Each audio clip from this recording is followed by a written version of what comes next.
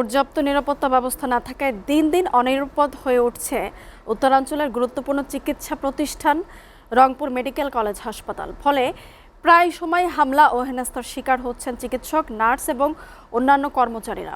সবশেষ অপারেশন থিয়েটারে হামলার ঘটনায় নতুন করে প্রশ্ন উঠেছে হাসপাতালের সামগ্রিক নিরাপত্তা ব্যবস্থা নিয়ে। রংপুর থেকে আশিকুর রহমান ডিফেন্সের প্রতিবেদন। উত্তরাঞ্চলের বৃহৎ সরকারি চিকিৎসা প্রতিষ্ঠান রংপুর মেডিকেল কলেজ হাসপাতাল। প্রতিদিন হাজারো রোগীর ভিড়ে মুখর জরুরি বিভাগ, অপারেশন থিয়েটার, অন্তঃবিভাগ ও বহির্বিভাগ। তবে এই ব্যস্ততার আড়ালেই দীর্ঘদিনের অভিযোগ নিরাপত্তাহীনতার। রোগীর স্বজন ও বহিরাগতরা কর্তৃক হেনস্থা, মারধর ও হামলার ঘটনা এখানে নতুন কিছু নয়।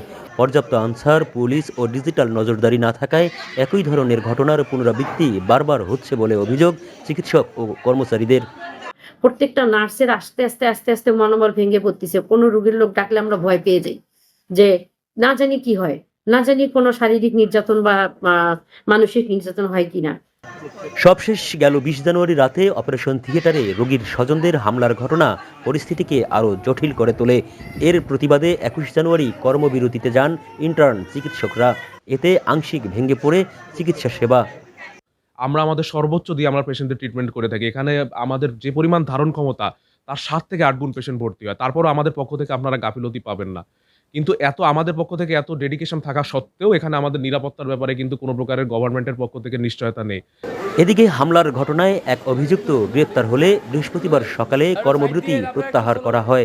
এ বিষয়ে জানতে চাইলে হাসপাতালটির পরিচালক ব্যর্থতার দায় স্বীকার করে জানান, নিরাপত্তা জোরদার করার চেষ্টা চলছে। যেমন সিসি ক্যামেরা এত পুরো হসপিটাল আসতে পারলে অনেক ভালো হতো।